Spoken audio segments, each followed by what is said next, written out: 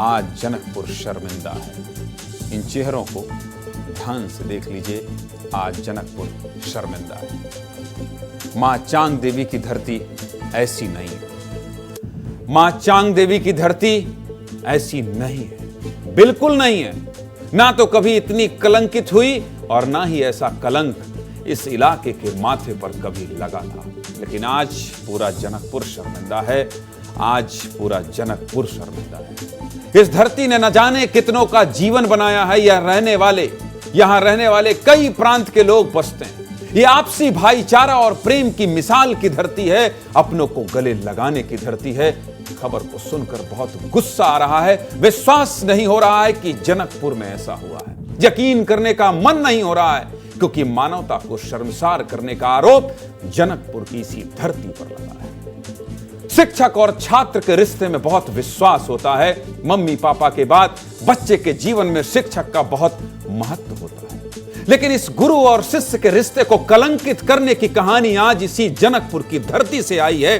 मन व्यथित है, दुखी, पर बताऊंगा ताकि जनकपुर पर कभी ऐसा दाग दोबारा ना लगे, ऐसा दाग दोबारा ना लगे। इसलिए बताऊंगा, चीख चीख कर बताऊंगा, चिल्ला चिल्ला कर बताऊंगा, क्योंकि ये धरती ऐसी नहीं है।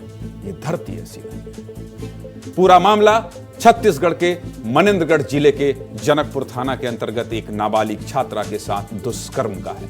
इस मामले में पुलिस ने कुल 4 आरोपियों को गिरफ्तार किया है। अब आप जानेंगे कि इस घिनौनी हरकत को अंजाम देने वाले कौन थे, तो आपको भी बहुत गुस्सा आएगा। तस्वीरों में दिख रहे 4 आरोपियों में से 3 शिक्षक हैं, जिसमें से 2 बच्ची के स्कूल में ही पढ़ाते थे। और इन्हीं शिक्षकों ने नाबालिग छात्रा के साथ दुष्कर्म किया है। जिसका काम शिक्षा देने का होता है, जिसका काम बच्चों के चरित्र निर्माण का होता है, उन्हीं शिक्षकों ने बच्ची के साथ हैवानियत की है, बच्ची के जिंदगी के साथ खिलवाड़ किया है। 15 नवंबर को दोपहर में हेडमास्टर रविंद्र कुशवाहा ने बच्ची को अपनी कार में बिठाया और लेक्चर कुशल सिंह परिहार के घर ले गया। इस दौरान घर में कुशल सिंह परिहार और लेक्चरर अशोक कुशवाहा मौजूद थे, जहां तीनों ने बारी बारी बच्ची के साथ दुष्कर्म किया, अनाचार किया। फिर आरोपियों ने वीडियो बनाकर छात्रा को धमकी देते हुए कहा कि अगर इसके बारे में किसी को बताया तो वीडियो वायरल कर देंगे और तुम्हें जान से मार देंगे, ऐसा पुलिस का कहना। यह हैवान सिर्फ यहीं तक नहीं रुके।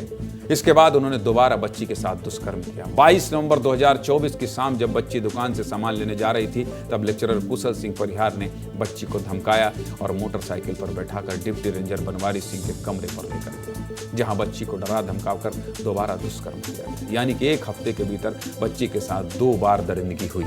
आगे बताऊंगा, लेकिन आप पहले ये रिपोर्ट देख लीजिए।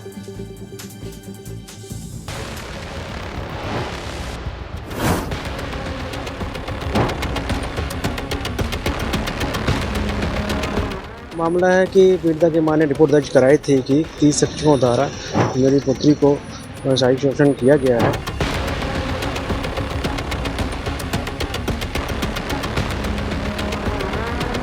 ये 3 शिक्षक के पे FIR हुआ है।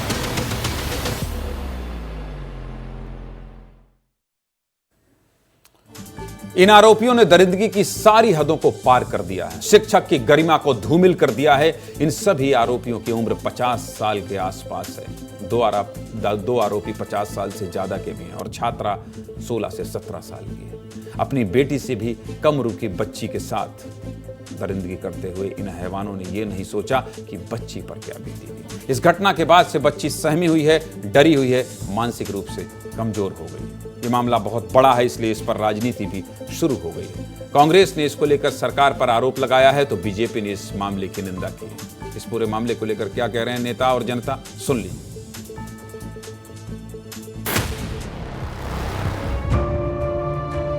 तो उनको कठोर सजा मिलनी चाहिए, कार्रवाई होना बहुत जरूरी है। बालिका के साथ ये बहुत निंदनीय घटना है। ये ऐसे शिक्षकों को कठोर से कठोर सजा मिलनी चाहिए। उन्हें सख्त मौत की सजा या फांसी की सजा सुनाया जाए। इससे ज्यादा शर्मनाक स्थिति क्या हो सकती है प्रदेश के लिए? अपराधी कोई भी हो, किसी भी स्तर का हो, उस पर नियमानुसार कड़ी से कड़ी कार्रवाई करने के लिए हमारी सरकार प्रतिबद्ध है। व्यक्तिगत रूप से मैं भी चाहूँगा कि इसमें कठोर इनको माननीय न्यायालय से इनको सजा हो, ताकि कोई भी व्यक्ति ऐसे दुष्कर्म, ऐसी घटनाओं को करने की सोच न सके।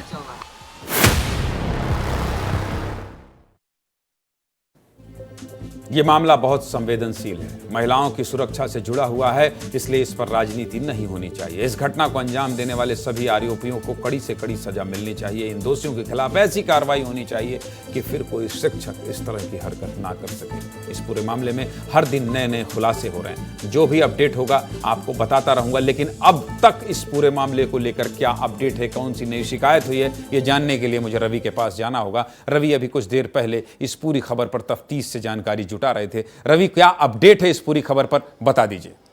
ज्ञानंद जी, इसमें एक और नया अपडेट आया, एक नई शिकायत हुई है और शिकायत हुई है जो रेप आरोपी है उसकी पत्नी ने, अशोक सिंह की पत्नी ने एक शिकायत की है थाने में और उन्होंने एक मामला दर्ज कराया है कि इस मामले को दबाने के लिए कथित पत्रकार को 70,000 रुपये देने की बात कही गई है और उस पैसे की वसूली या वापसी के लिए उन्होंने लिखित में शिकायत की है। मतलब ये भी शर्म की बात है कि इतनी बड़ी घटना हो गई और उसके बाद इसमें भी भ्रष्टाचार, ब्लैकमेलिंग जैसा काम हो रहा है, तो उन लोगों को भी शर्म आनी चाहिए, क्योंकि एक बच्ची जो 17 साल की थी, उस बच्ची का क्या कसूर था और 50-50 साल के उम्र के लोगों ने उसके साथ दुष्कर्म किया। और उसके बाद हम कैसे इस खबर को बता पा रहे हैं? हमारे अंदर में उतनी हिम्मत नहीं है कि उस बच्ची के साथ न्याय करवा पाएँ, क्योंकि उस बच्ची के साथ जो गलत हुआ है वो ज़िंदगी भर नहीं भूल पाएगी। उसका ज़िंदगी कैसे आगे बढ़ेगा, इसको समझा पाना भी बहुत मुश्किल है ज्ञानंद जी, क्योंकि मानवता है। निश्चित तौर पर हम लोग मानवीय पहलुओं का ध्यान रखते हैं रवि, और अगर किसी खबर को दिखाते हैं तो हम समझते हैं कि अगर ये हम पर बीती होती तो क्या होता। इसको बयां करना निसंदेह कठिन होता है, निसंदेह कठिन होता है, बहुत हिम्मत जुटानी पड़ती है, लेकिन उस बच्ची को न्याय मिले ऐसी उम्मीद करते हैं।